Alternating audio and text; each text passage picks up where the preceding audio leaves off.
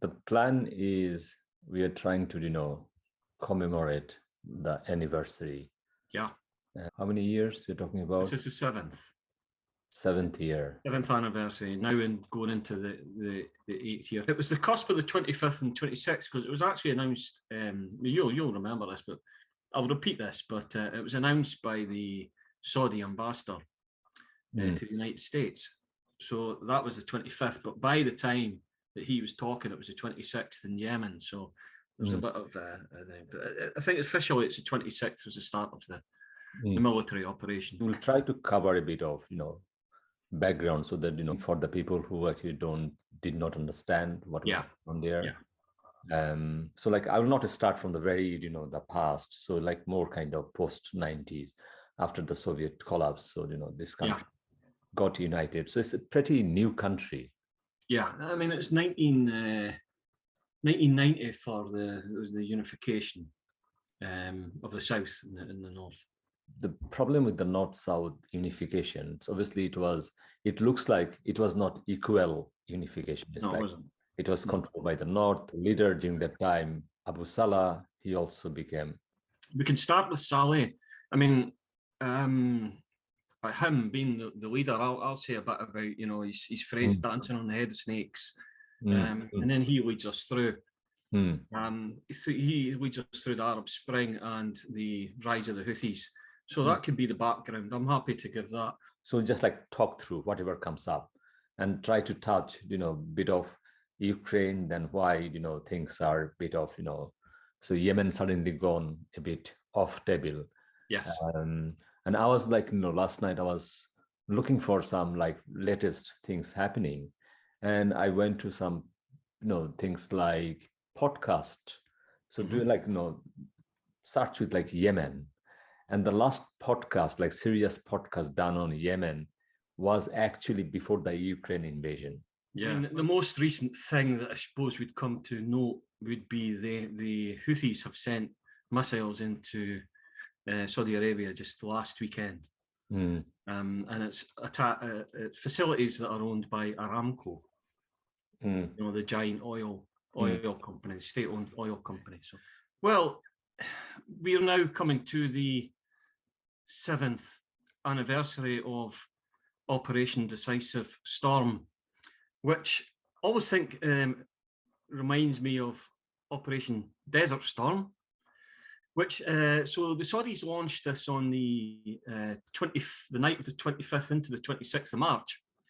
So we're now going into the 8th year in Yemen. So we're now looking back at how we've reached this point, really, and it's really a fascinating story from probably going back to the time of President Ali Abdullah Saleh, who is a giant figure in Yemeni history.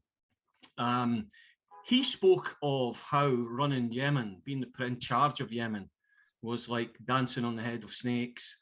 I think a lot of commentators would say one of the most dangerous snakes was him. How have we reached this point where Saudi Arabia's the coalition led by Saudi Arabia started attacking Yemen? We go back to a bit of history in Yemen, and you had the unification of South Yemen and North Yemen. Now, Saleh had already been in charge of North Yemen. South Yemen had been a socialist communist state, and that had been under the rule of Britain until 1967. So you had the coming together of the two sides. However, this wasn't harmonious and led to all sorts of conflicts, a civil war, which then led to what we have as the Sadr Wars. There was six Sadr Wars, which was Saleh against the Houthis, and that'll be ironic, as we'll come to later in the story, that there was such hostility between the Houthis and this is the militia from the north that now controls a large part of the country, and Saleh, who's president of the Republic of Yemen at the time. So we go back to that, and this was Saleh always held the upper hand until he made a strategic era at the time of the Gulf War and backed Iraq. He then held on to power, but he then hit difficulties again at the time of 9/11. And you'll remember that at the time George W. Bush, the president of the US at the time, said, "You are either with us or you are with the terrorists" after the attacks. And Sally eventually had to decide he was with the US. Came on board, and the Americans started getting involved in anti-terrorist activities, particularly in the south of Yemen. There had by this time also been a rise of Al-Qaeda in the Arabian Peninsula, which was a merger of the terrorists that had been active in Yemen, but also in Saudi Arabia. So there was a joining of these two. So you suddenly had this terrorist threat, which had the Americans and Sally working together on security issues. So we had that, and then came the Arab Spring, so-called Arab Spring. Some would say it's an Arab winter, successful in some countries, most not so much. A lot of turmoil in Yemen at the time. And what this did was this opened an opportunity for the Houthis, who are also called Ansar Allah, which means the partisans of God, the supporters of God. And they're from the north of the country, but they're very strong, a lot of tribal links. And they had spent this time building up strength. And by the time of the Arab Spring, they were in a position where they felt that they could move south. We had ongoing at that time as well, you had a UN project called the National Dialogue Conference, which I actually covered for my master's degree. And that was a coming together, and that offered a lot of hope, not only to Yemen, but the wider region, that Yemen could be a shining light post-Arab Spring, a place of opportunity that included minorities, included women, included people from all over the country in this new, bright Yemen. However, high politics took over from low politics. Down came the Houthis, took over Sana'a, the capital city, of which they still hold. They were actually threatening to move further down south into Aden, or Aden as it's known in the UK, and spreading throughout the country. So this happened in September 2014, and this is really the trigger for the Saudi military action, Saudi-led military action. Also involves the UAE, United Arab Emirates, quite strongly in the south of the country. And there was a coalition there of countries like Bahrain and Egypt, but to a lesser extent, it was very much a Saudi-led operation, and it was backed, unlike, I suppose we would think about Ukraine at the moment. Unlike Ukraine, this was backed by the US and the UK. So the Saudis had the support for this military action, and it's now, as I say, it's failed to oust the Houthis, and the country has gone into humanitarian catastrophe. You could say there's a stalemate. I would probably say the Houthis are just digging in, and we have threats against possible oil fields in Marib.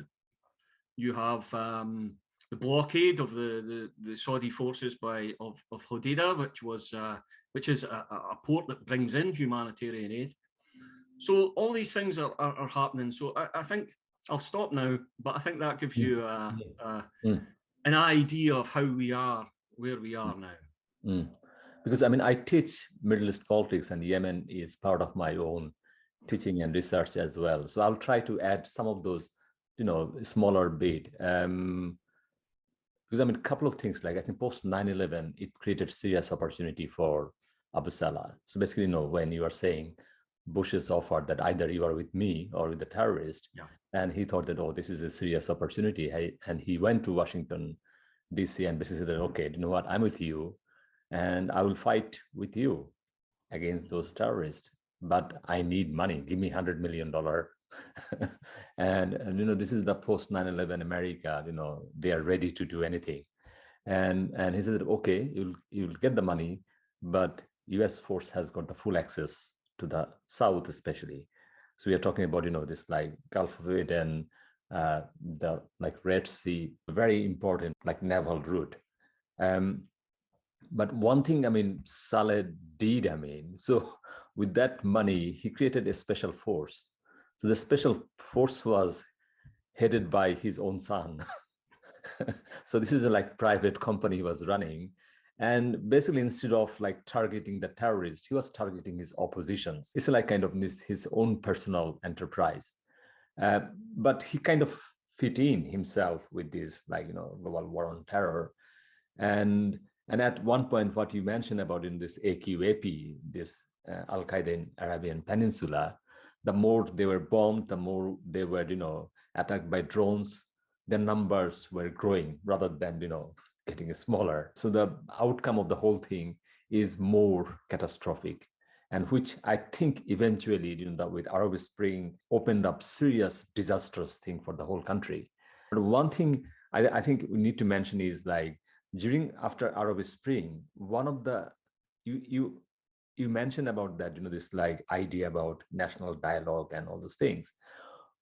What they try to do, they try to divide the country in a couple of administrative provinces.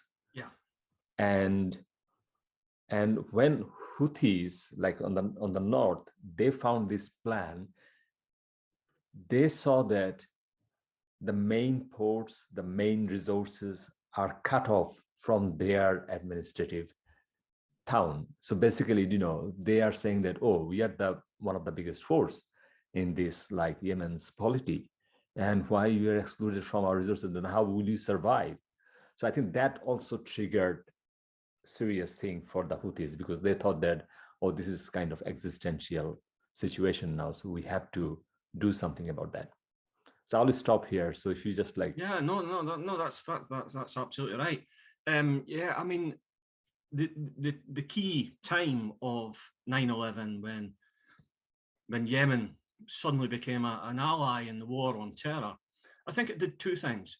It opened up Yemen in a way to the globalization that had never happened before.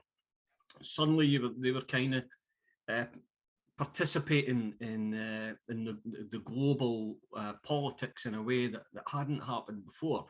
And secondly, it allowed Saleh to become less dependent on the tribes and the network of his allies within Yemen, because he was suddenly getting resources from outside.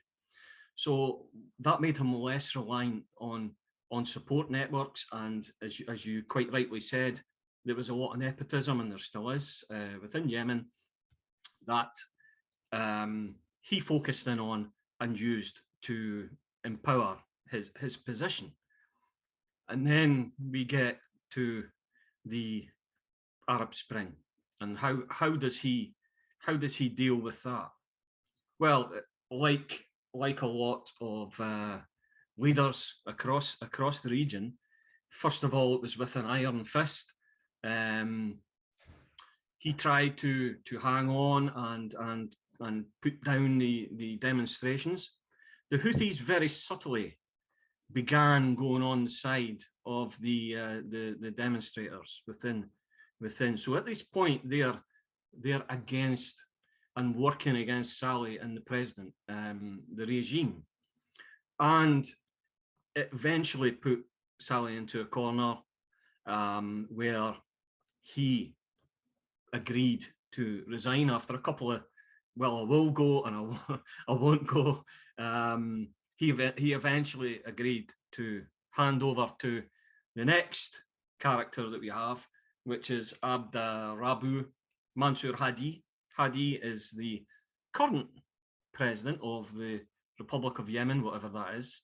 It's the internationally recognized government of Yemen. I mean, you know how I feel about this, but I don't even think you can call it a regime. It's a shell of an ongoing state run by Hadi, who operates really from Saudi Arabia. So we had the handover through the UN, had this National Dialogue Conference, and you quite rightly said it was the issue of federalism which wasn't really fair federalism within Yemen, to cut it up into these governorates. And the Houthis used this, and I think they had a certain grievance that they were getting cut off. I think from particularly areas of the important areas of the rest of the country, for example, Hodeidah, the port of Hodeidah. So they had to. They felt they had to come for realist reasons, realist IR reasons. They had to come down and enforce their power and their position. So we then find them, the National Dialogue Conference, which, as I say, had been held up as a shining light, is suddenly destroyed.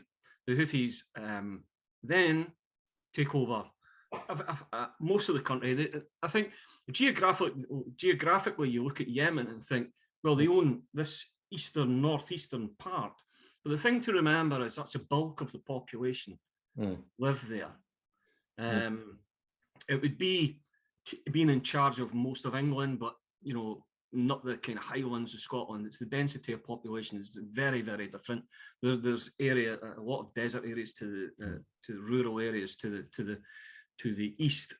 So we have this we have the Houthis moving down, and this sparks off a kickback from the Saudis in particular, who do not want a powerful Iranian-backed.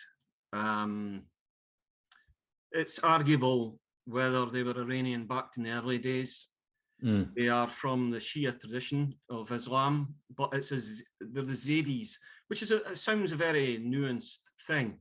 But the Zaydi form of Shia Islam is quite close to Sunni Islam, which is what the Saudis are. So there wasn't this real sectarian issue even a few decades ago. This has now come to be seen as a Shia versus Sunni dispute.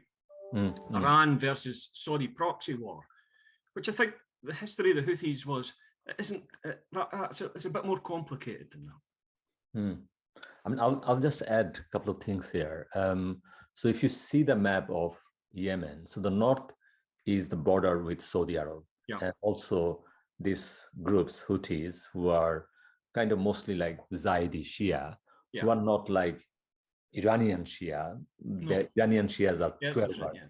So they're 12ers. So they're kind of supreme leader of Shia kind of movement around the world. So Iran always has got this kind of leadership role.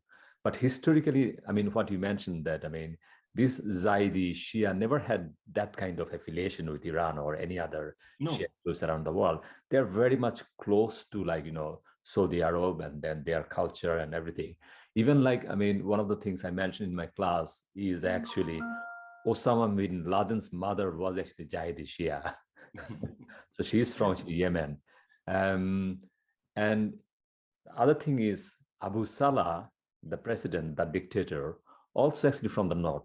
He also is Zaidi Shia. So I mean, the Shia Sunni was never a problem. And it was never a problem.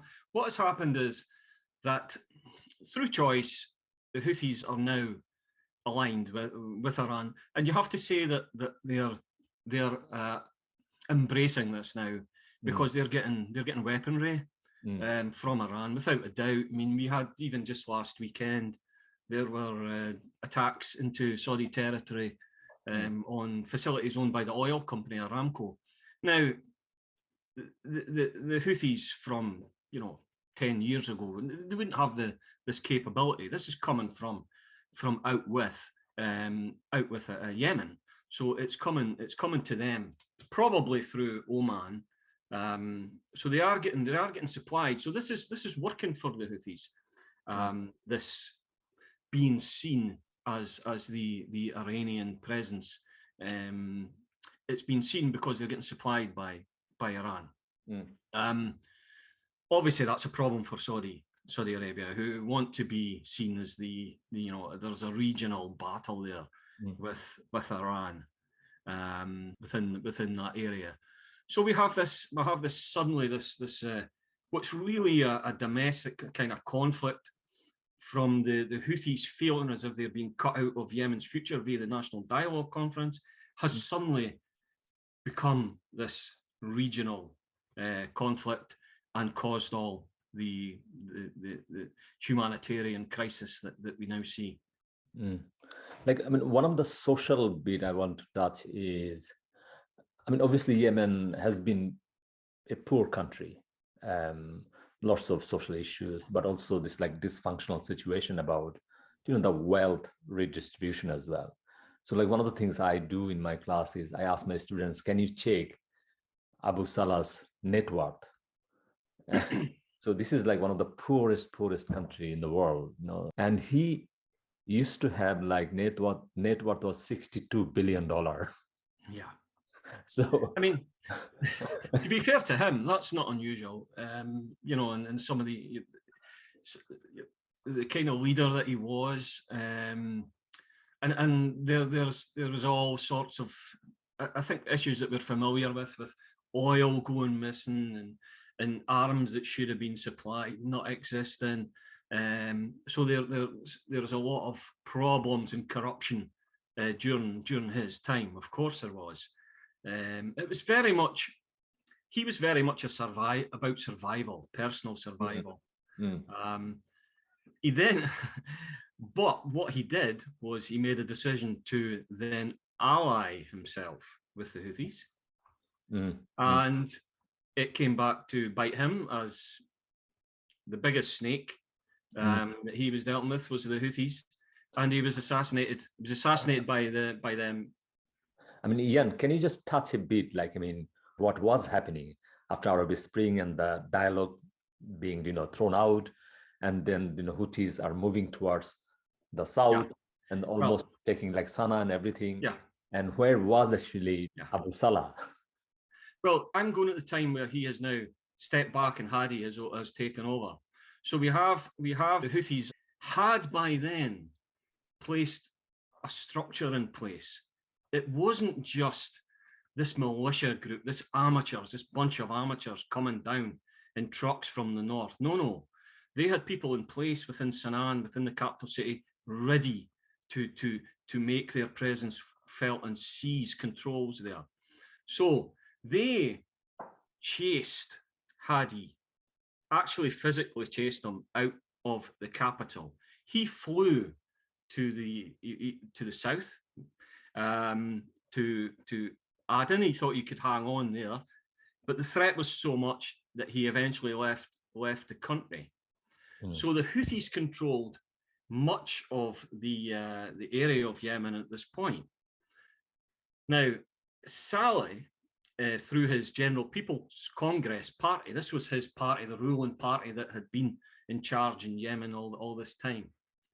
Through them, they were allied with the Houthis. The Houthis were still in control, and they were allied with Saleh. Now, what Saleh did was provide them with military commanders to fight against the ongoing government forces. So Saleh had turned.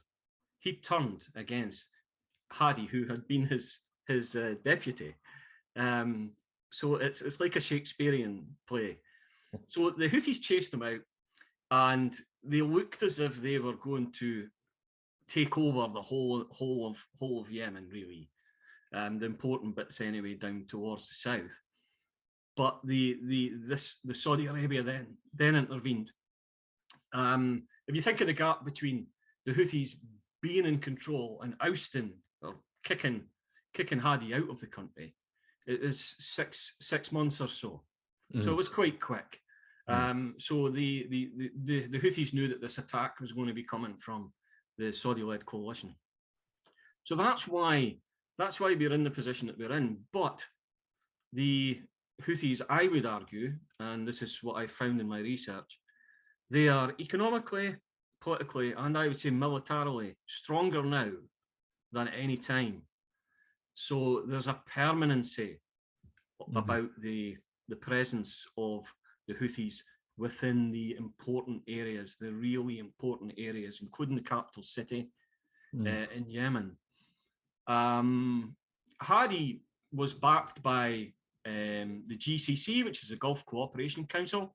The Saudi Arabians used that it's a mini version, I suppose, of the UN. It's a regional organisation, and they said, well, this military action could go ahead. So the Saudis acted with that, and you have Hadi on their side.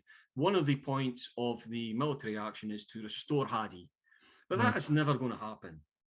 He has no foothold at all in Yemen now. There was a Security Council resolution 2216, which I would argue again was very pro Hadi and very anti-Houthi.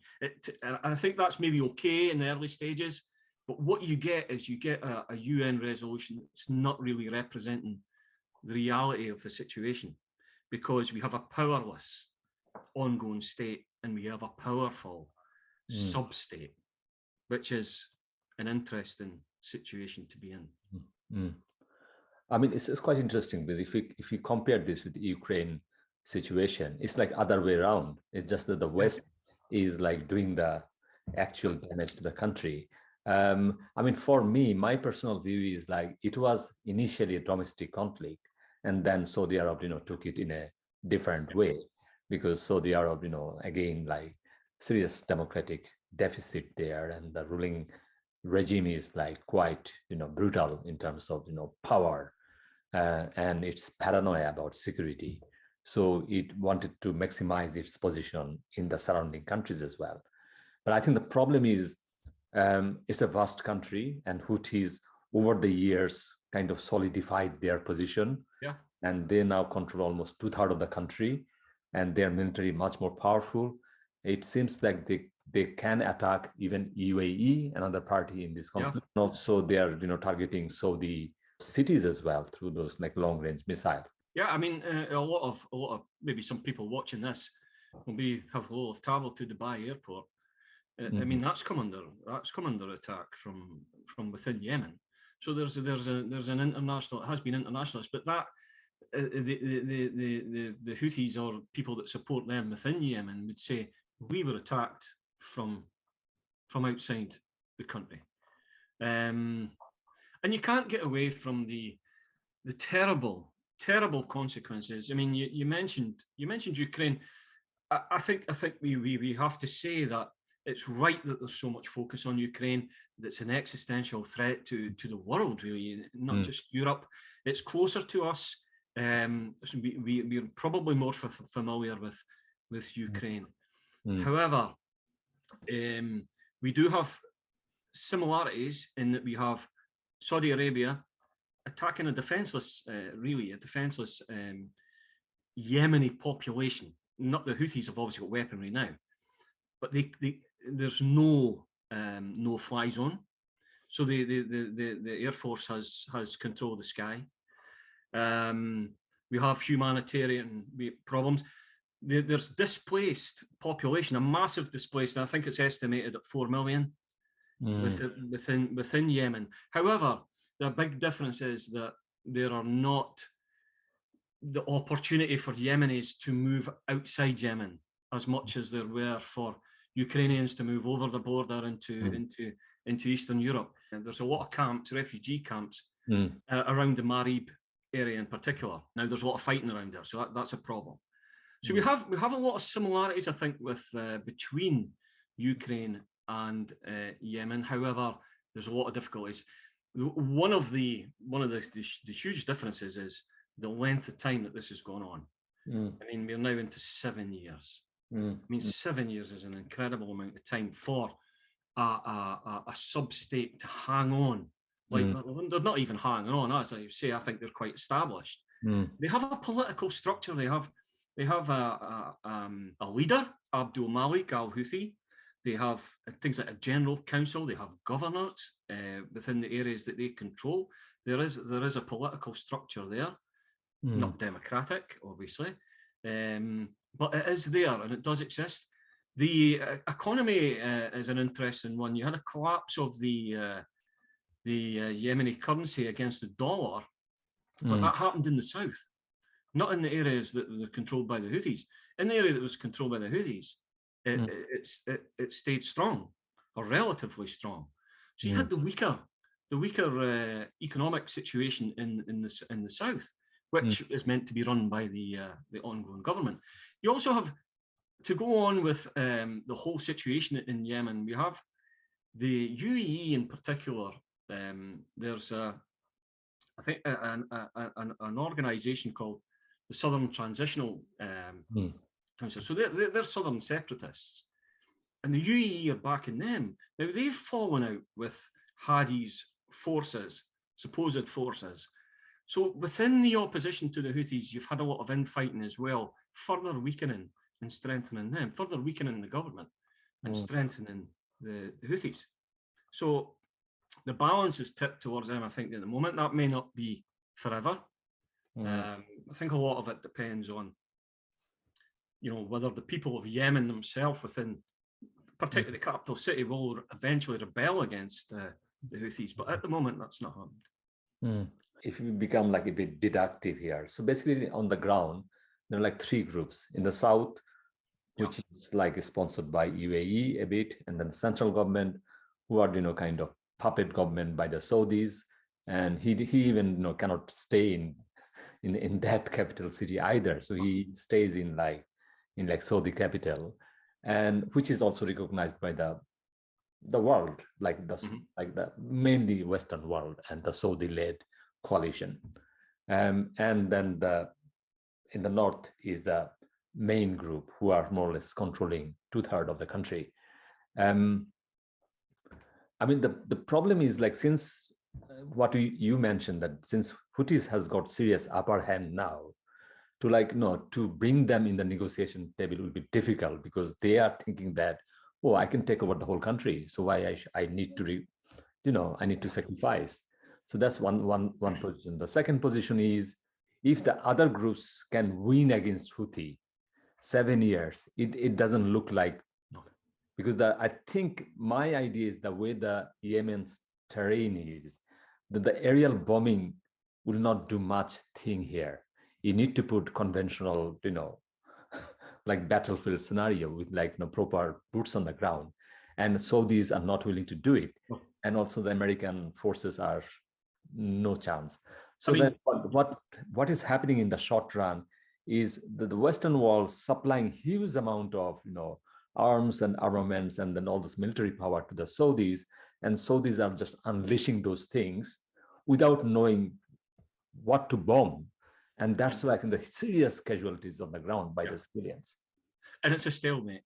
There's no progress, and there's no prospect of progress. There's no prospect of victory over the Houthis. All I can see, it's a permanent. Saudi Arabia will eventually have to recognise that the Houthi presence is permanent there. And how do they manage that? You're absolutely right that I think we're in a situation in Yemen where the world is just sitting by, going through what's gone on for 7 years, the occasional bombing of the Houthi-controlled areas. But there has been fighting. The most recent fighting has been around about Marib. That's important because there's oil fields there. Now the Houthis did suffer some setbacks on the battlefield there, but again, it wasn't enough to weaken them significantly. So they'll just regroup and pick their fights more cleverly, I think, in future. As you say, there's no prospect of boots on the ground. The last real army to do that in Yemen was Egypt. Suffered massive losses back in the 60s. The UK were kicked out, really. So we have no prospect of a land battle. So that it's deadlocked. It's deadlocked. And who does that suit best? It suits the Houthis. It gives them more time to consolidate. They run the government, they run the departments, they place all their people into the positions of government departments and important institutions within Yemen. And meanwhile, the country gets poorer and the population suffer. I think we have to touch on the humanitarian costs. It's been called the greatest humanitarian crisis. This was before Ukraine. This was by the UN. But there was a recent report by the UNDP, the UN Development Programme, who they estimated that if the action just carries on at this level, doesn't increase in ferocity, that there could be 1.3 million people dead in Yemen by 2030 as a result of the conflict. 1.3 million. That is the scale you're looking at. Deaths, I think, attributed in Scottish term, we're at the University of Dundee. That would be adding the whole population of Dundee, the whole population of the city of Aberdeen. That's the kind of scale you're looking at of civilian death. I mean, it's extraordinary. And I think my concern as someone who studies Yemen and researches Yemen is that the world, which wasn't really paying much attention before, will now pay even less attention because of Ukraine. So I hope that doesn't happen. We keep paying attention to countries and states and populations who are going through and have been going through serious trauma for, as it's now 7 years. Especially if you see the map of Yemen, it's like, no, I mean, even the West doesn't have much choice here because they have to keep Yemen kind of, some kind of country. Because without that, if it is total wasteland, so that means, all those oil route through the Red Sea. And you can see there's actually US Army base in Djibouti. It's just over yes, that's right. Yeah. Within 100 just miles. Just a few miles across the. And we are talking about this south coastal line of Yemen. It's almost 2,000 miles long. So it's a huge area. And I see why UAE is concerned, because that's their route of transporting oil. Because if they can control that, then they don't have to worry about transportation. But the problem with the US Army base, I mean, they are more strategic. They will not save every single tanker which is passing through. But we are talking about 2,000 miles long coastal line. That's a huge area. And also the problem is the other side of that sea, which is Horn of Africa. So we are talking about Somalia. Ethiopia is now going through war. So lots of spillover is coming from there to crossing Gulf of Aden and coming to Yemen, and then so that in the hope that they can move to Oman and then the Gulf countries, and then some kind of life-changing situation. But it's now so treacherous. It's so treacherous. No, so everything is just it's a perfect storm for all kind of humanitarian serious crisis. We still don't know what's the real figure, how many people got killed, how many people are starving. I think the latest 14 million Yemenis are on the verge of famine. Huge number, So if the food is not there, if those, aid is not going there, and you can see in this kind of war, food will be used as weapons as well. There was a very interesting study done by a human rights organization, which is based in Yemen, but they report on both sides, and they're very fair, I would say, and they're called Mawatana. They concluded that starvation was being used as a weapon of war. And their evidence for that was coalition attacks on fishing fleets, poor fishing boats out on the coast getting hit by missiles, crops getting attacked, not military sites, water processing plants, completely non-military again. And that was from the coalition. The Houthis, they accused them of appropriation of humanitarian aid, and also the laying of landmines within certain areas. So you have they concluded, and I think this is very stark, that starvation was being used as a weapon. Again, we keep going back to Ukraine, but you wonder if that'll be. You could see within the Russian tactics on Mariupol that they're trying to flatten the city, but they're also trying to starve the population and not let assistance come in. And you wonder how the world is going to get aid to a city like Mariupol if there will still be some people there. So this has already been done in Yemen by both sides to the conflict. Not just the Saudis, but the Houthis are guilty as well. The victims, of course, are the general population who are just trying to lead as normal life as they possibly can in the situation. Because for me, I studied civil wars in Lebanon, and other part of Africa. I know like what it does. I mean, civil war on the ground. Anyone has got a gun can do anything. Okay, they can ask you that, can I take your son for 2 days? That son will never come back. So that's the way the civil war works. So who has got the bit of power, a bit of control, a bit of they create this kind of cantonment after cantonment. So these are the camps for torture, extortion, all kind of bad things. So if you are in the wrong place with your wrong kind of affiliation, you'll be in serious trouble. So that's happening for when a country is going through this process for 7-8 years. I mean, the whole country is seriously traumatized. Yeah. So, and what you are saying, that I'm not seeing any kind of prospect in the like short run that the country will reconcile, and then because the problem is like it's a funny way to think it. I mean, I think that Yemen's actually future, the good future, relies on the regime change in Saudi Arab. Oh, could be. Could be. Yeah, that could happen. That's probably true, and it's just something that just popped in my head there when you were talking about how you could take the son away and there's nothing you can do if they've got a gun. I mean, one of the striking things of the National Dialogue Conference and the whole positivity around that was the inclusion of Yemeni youth in the whole process, the whole democratic process. There was going to be a bright future for the youth. Fast forward a month or two later, and who's manning the checkpoints in Sana'a? Children with Kalashnikovs, young people. I mean, not even teenagers. Talking about 9-10-year-old. So it's a real tragedy. But yeah, I mean, I think they're you wonder if that is what you think. Well, what do the Saudis see as the great threat? It's self-preservation to their regime. They want to preserve themselves and survive as the royal family. But I think now they have to face up to having a pro-Iranian group on their border. You think of the Houthis, what are they like? Possibly Hezbollah in Lebanon, which you have really a state within a state, and they're so powerful within Lebanon, and have been there for well, you'll know better than me, decades and decades.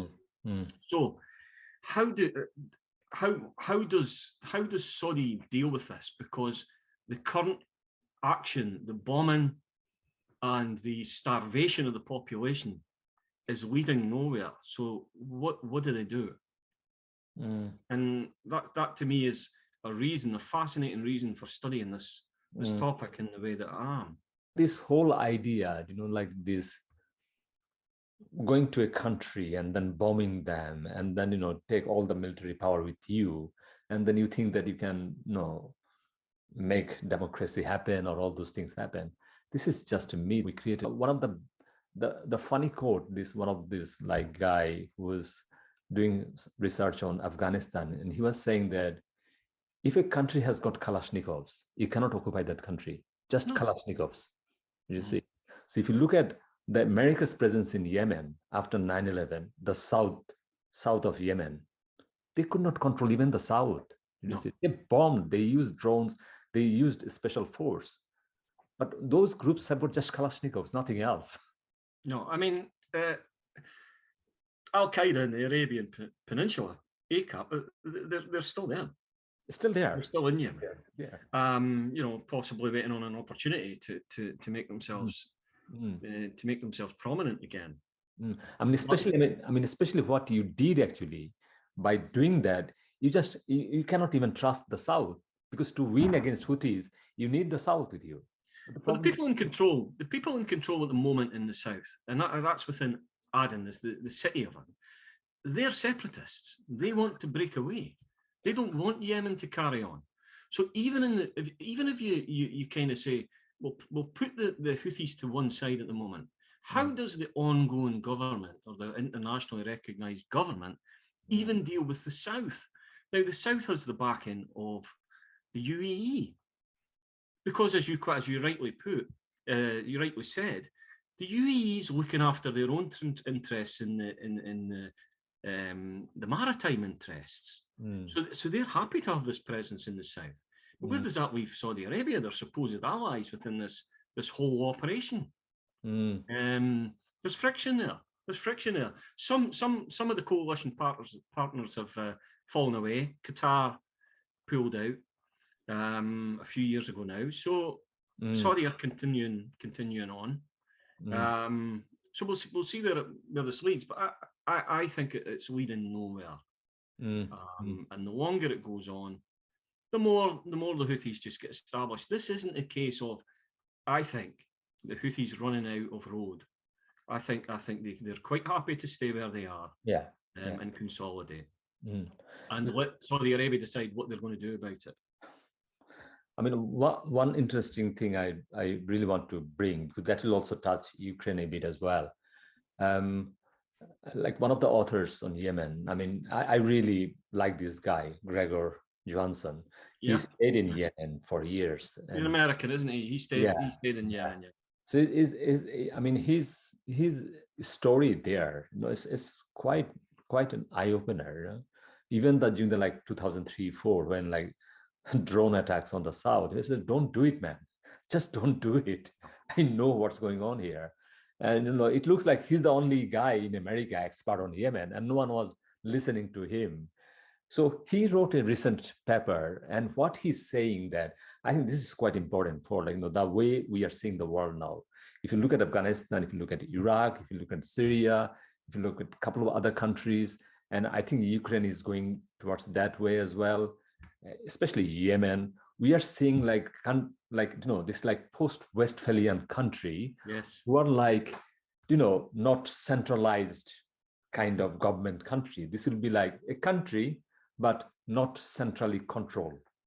So Houthis are still doing things. They have got banks, they've got shopping mall, they've got traffic police, they've got all those things they're running. But at the same time, there is another government somewhere in like Sana'a or Eden. They also control something.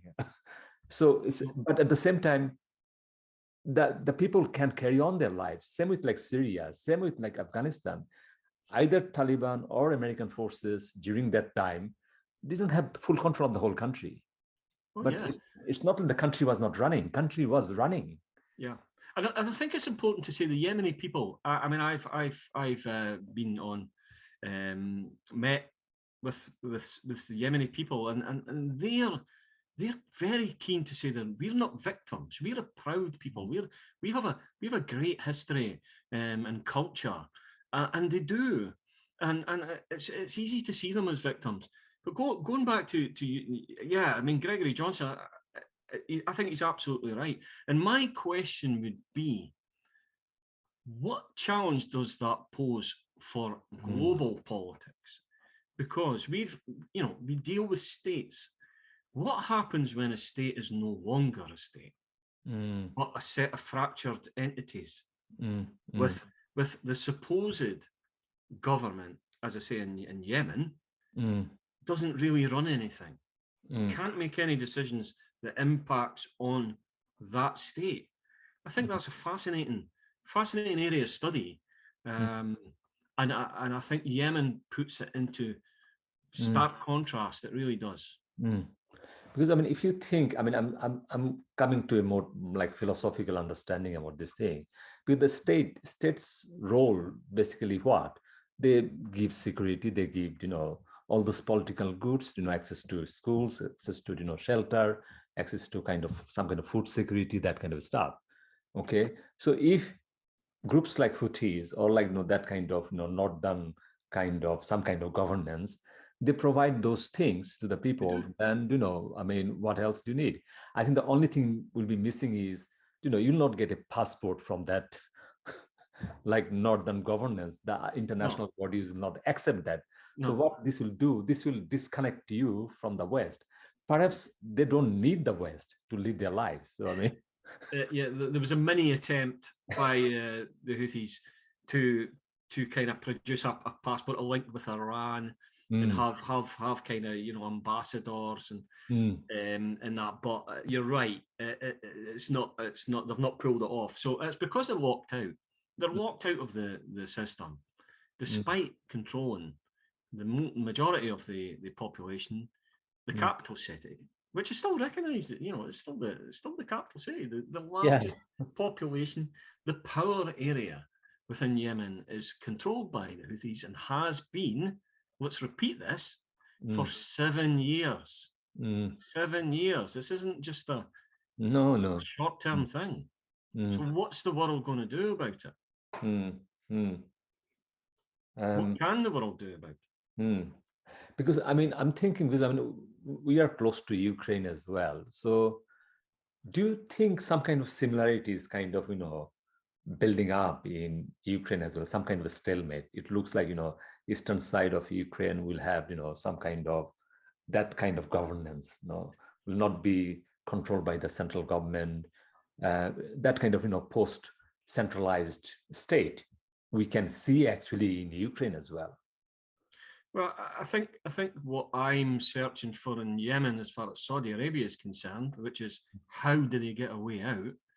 I think we're all asking that with Putin. How do the Russians extricate themselves from this? How do they get out of this situation?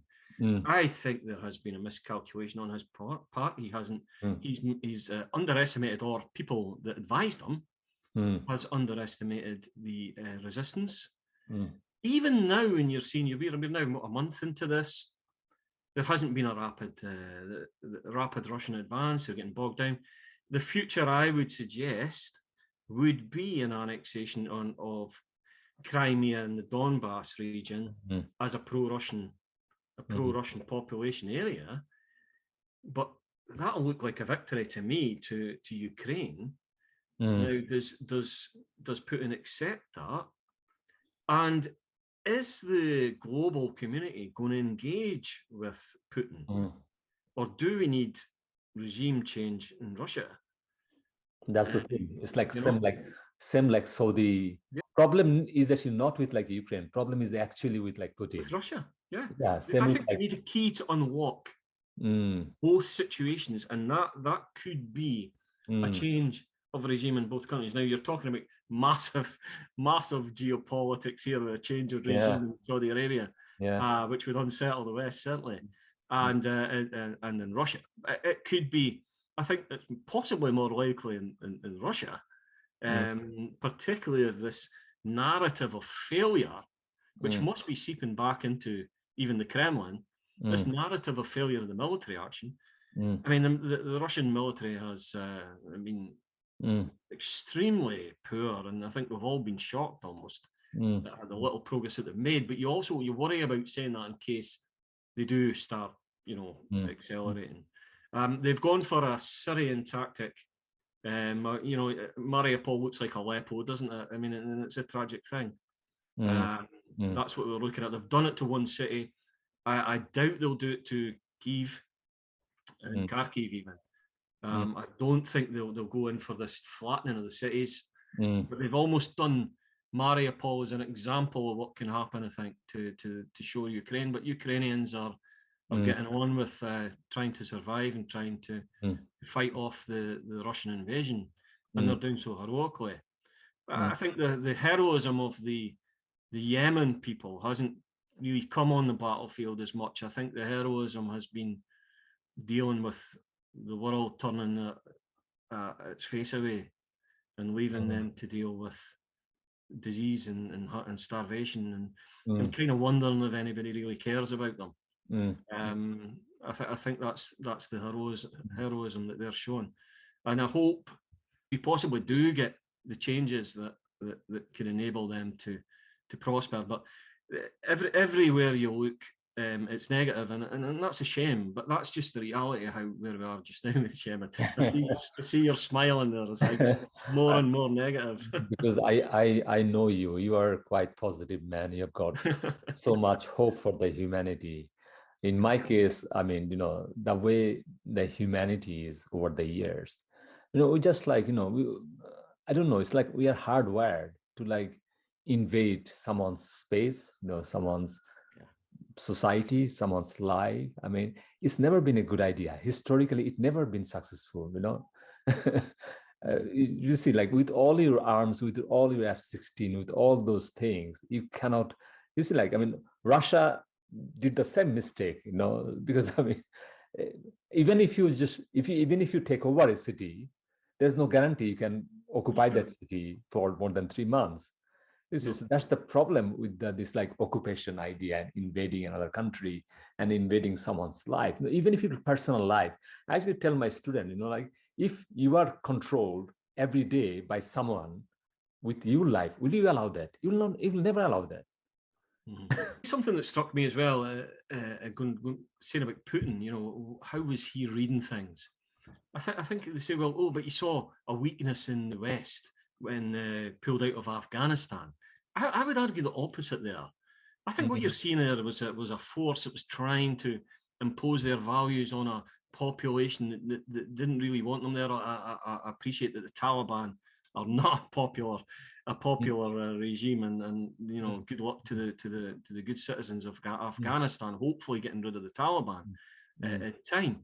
But the Soviet Union invaded Afghanistan, and that was like a disaster. It was a nemesis for them.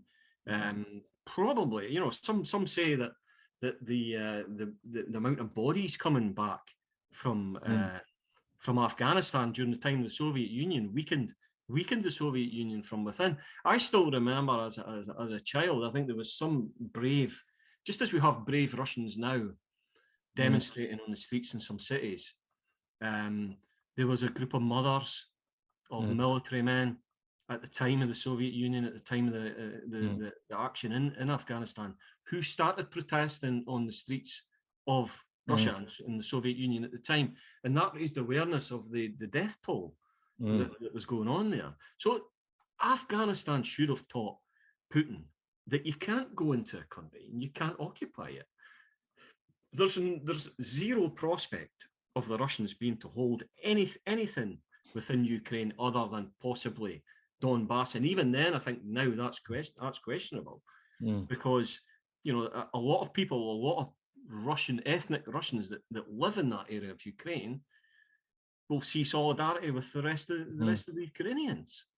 So this power, this supposed big power, comes in, messes with a smaller state, and just makes a mess of it. Again, that's what's happened in Yemen, isn't it? If I go back to that, that example about, if a country has got Kalashnikov, you cannot occupy the country. But now Ukraine doesn't have only Kalashnikov. They have got all kind of supply line now. So I think, I mean, obviously Putin did not learn the lesson. So he should have thought the other way, that, like USA is weakened because of all those things they did. So what I'm planning to do is I'm planning to do the exact same thing. Copy them. How they are weakened. I mean, that's the thing. I mean, listen, I held my hand up in front of the students I was teaching and said, I didn't think Putin would invade because I didn't think it was a rational thing to do. I didn't think it was a rational thing to do, and I still argue it isn't a rational thing to do. It didn't make sense for Russia as a state to invade Ukraine because of the what's happened, really, the resistance. You can't hold it, and then you're ostracized, and it's a personal threat to his position. His position was never under threat until this. Now Putin you can actually see a scenario where he could get ousted, just arrested one of those days, just disappears. Because I think, like in Putin's case now, he doesn't have any exit strategy now. No, lost all those exit strategy. And I think the West saw this, the biggest opportunity, take him out. And I don't think West will accept, it's like Houthi situation where they have got upper hand. They will not negotiate because they're winning. So the Ukraine, that the country is united, and then the supply line and the support and the solidarity, even for the refugees. So Ukraine is in a kind of much better position than actually Yemen. So Ukraine's, I think, breakthrough will come much quicker than Yemen. Yeah, well, I hope so for the I hope so for the population, or Ukrainians, and also the casualties. Keep down the casualties, because goodness me, if it goes on for even a year.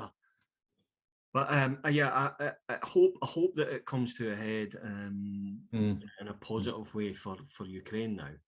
I agree. I can't see. I mean, we study international relations, and I can't see an exit strategy for Putin other than him going away and someone else, so him disappearing, and someone else saying there's now a change of strategy and we're withdrawn from Ukraine, possibly keeping Donbass. But then Ukraine would be in a position of power. I think Ukraine is going to come out. If we're looking back 10 years' time, we're going to look back and think Ukraine won this in the same way as the Finns repelled the Soviet Union back in at the start of the Second World War. It's in the same way that the Afghanis chased the Soviet Union out, and eventually the West had to come out as well. That's how we're going to see this. Problem with like this kind of countries are, because I mean, Russia has got a huge history of their country, their culture, their people, everything. Okay, so Russia is not like Saudi Arabia. It's not a closed country in that sense. No, so if soldiers die, people will know that their soldiers died. Yeah. So I think it's like Vietnam War, when it's not like Vietnam War actually stopped because America was losing. It's not. America was not losing. It's about the social cost from its own country, from USA. USA, the people stopped the war because they thought that it doesn't make any sense. Why so many soldiers are dying and why we are paying this amount of money? For what? What to achieve here? So I think with Russia, I think the war will finish from Russia actually, because the social cost will be so high for Putin. So the more he takes time, I think the more he cannot come back to his original position. And then that he'll be in a position, then, he's gone basically. He'll be taken out by his own people, or because it's not a democratic country like America where, some kind of, vote and the Nixon will be out. But here, this will be some, more uncharted territory. So that a bit worries me because, Russia is like, this is like one man show, and then one man is always dangerous historically. Well, yeah, I think we all need to, and greater minds than me I've said this, we do need to watch what you wish for as far as who comes in and takes over from Putin. However, if the reason that Putin is getting removed is to bring a strategic end to the conflict, then you would think there's going to be a more conciliatory leader coming in, who would do a tactical retreat. But we have the situation in Russia, but in Saudi Arabia, you have the royal family there. Again, there's no democracy, so they have to get out of this mess in Yemen somehow. They can't afford, well, they can afford probably to fund it, but the cost for them is that it just carries on and drains, and there is no solution that can remove the problem of having the Houthis on their southern border. I mean, I'll end with like some like kind of more philosophical thought is, do you think like, we are not actually, thinking much about, when Iraq war happened or like Afghanistan invasion happened. So since we are not, careful, we are not cautious, we are not, thoughtful about those things, and then suddenly Ukraine happened. So because there are some like lapses in our understanding about humanity, because you just cannot make someone free without making everyone free. So you just cannot say that, okay, I will make Ukraine a better place, but I'm not sure about Yemen, because I mean that's never gonna work out eventually. Yeah, I mean, we had you're laughing at when I mentioned his name, but Francis Fukuyama declared that liberal democracy had won. This was at the time, it was roughly the time of the end of the Cold War, and it was the end of history. There was nothing else going to happen now. There was never going to be any conflict, because liberal democracy was the way it was going to be. Liberal democracies don't fight with each other. So the world was going to be this wonderful, fun-filled place. Unfortunately, we have conflict on a scale in Ukraine that I don't think any of us could have imagined. But we also have the rise of, regimes and nationalist regimes in the kind of nasty sense, populist leaders. So this is a worrying time. This is a worrying time that we've entered. And I suppose we have to be cynical. We have to be suspicious.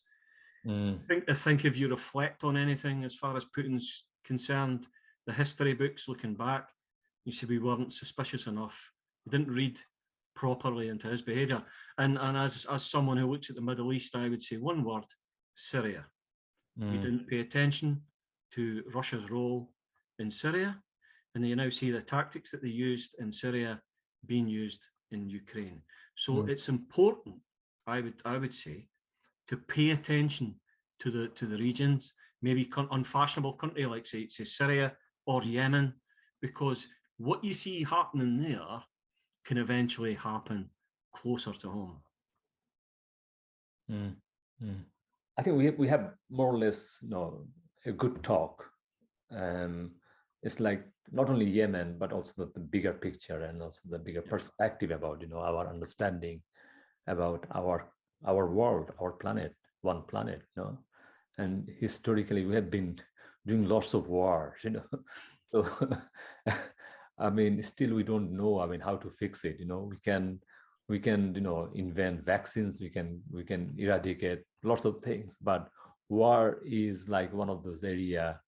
I mean, I don't know. Perhaps like the humanity is hardwired with war. They love war. Although Yemen's important to me, it hasn't been a shock to the system of the world, but Ukraine has. Ukraine has really shocked the world out of any complacency that they had as far as how close you can be to serious conflict. We are now talking about the news items are mentioning nuclear. They're mentioning NATO, Article 5. These are things that you thought you would never really be talking about about a news, a current affair. You thought about history, possibly, but what Ukraine has done is shaken the world. I believe, in a way that Yemen it should have had more attention. Obviously, I would argue that, but Ukraine has been the issue that will reverberate down through the years. Can I just make like one last comment here? Because I think, like the things we saw in Yemen. So the Yemen's president is the poorest country in the world, has got $62 billion net worth. You can see that Putin has got the similar situation. We are talking about, Russia was controlled by oligarchs. I think that 150 oligarchs control 35% of their GDP. In Ukraine, only 50 oligarchs control at one point in 2009-10, controlling 85% of their GDP. So we are talking about serious the wealth distribution problem, and you can see like what you mentioned about the rise of far right groups and then the populism. These are actually kind of trigger from that kind of situation where people are just shafted to the wall because there's nothing there for them, and then large number of population thought different way how to solve it, and then some people think extreme stuff.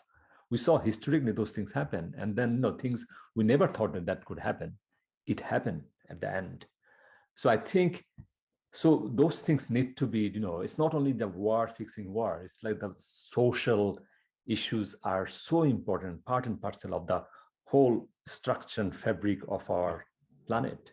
Yeah, they definitely leak into the geopolitics. I mean, if you look at Putin, what might make Putin fight to the very death is, have his back against the wall, but still carry on. I would say it could be the protection of what he doesn't want the Russian population to find out, the world population to find out about his personal wealth. You need to ask yourself, if he is willing to give oligarchs so many billions here and there, do you think he's not taking any for himself? And like Saleh, going back to Saleh, he was exactly the same. It was all about protecting his own position, surviving all the way through at the cost of the population of the country that he's supposed to be leading.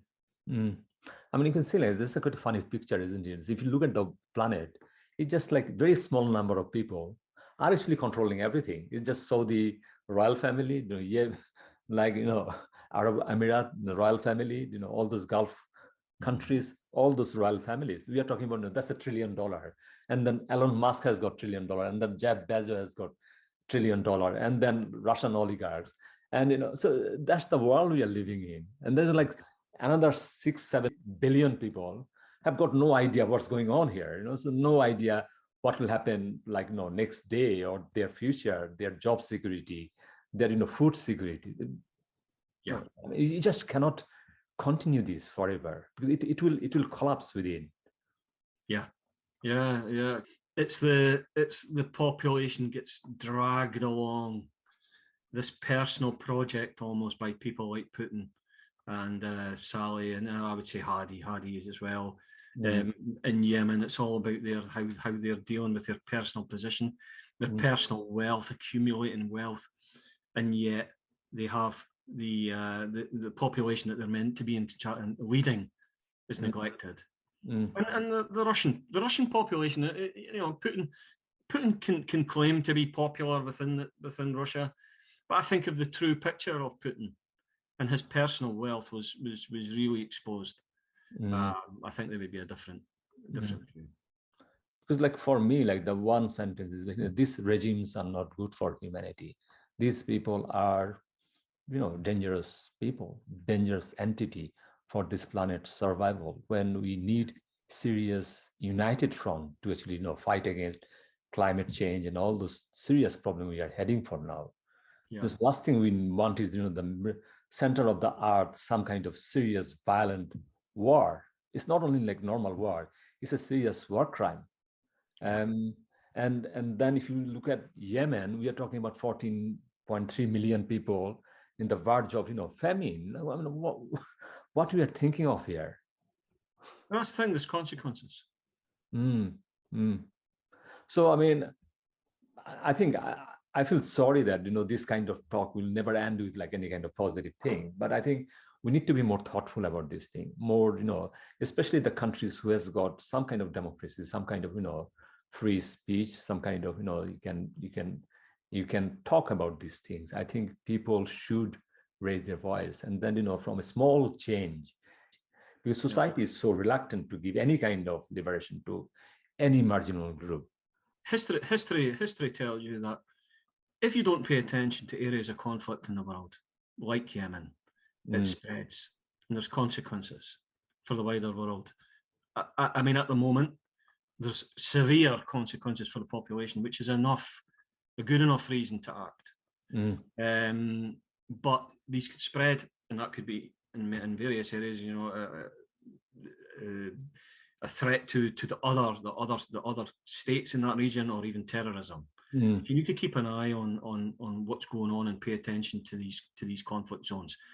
Like I said, I don't think we paid enough attention to what Russia was doing in Syria, and we're now seeing them having learned tactics, brutal tactics in Syria. They're now doing them, repeating them in Ukraine.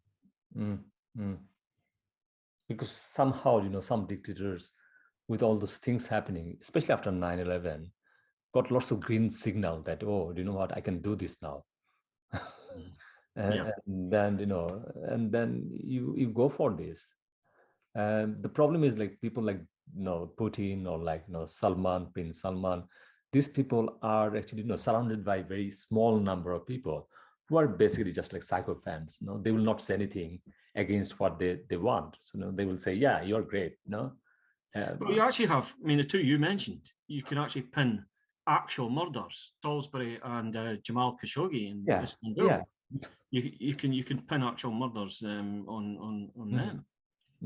But you can see like the Putin's rise to the power. I mean, he was when he came to power, early 2000. You can see like he was he's a good guy. He's like celebrated. I saw this, like he was raising money for cancer-stricken children in St. Petersburg. where he invited all the celebrities of the world. I still remember, like Sharon Stone, this Hollywood actress. She was dancing with Putin, and Putin was so excited. He actually sang 2 songs. Yeah, I know what you're going to say. He sang Blueberry Hill. Yeah, so so extraordinary. You see, we're not careful about this guy. No, we're not. We're kind of laughing because it is a farcical thing to see Putin, considering what he's responsible for, singing a blues song. But it is serious, because what you do is you take your eye off the ball, don't you? You stop paying attention, and I think history will look back and say we should have had a closer eye on everything that Putin was doing, particularly in Syria. Okay, so Ian, we'll stop here our recording. I think we had a good chat. Thank you. It's been a privilege. It's absolute pleasure.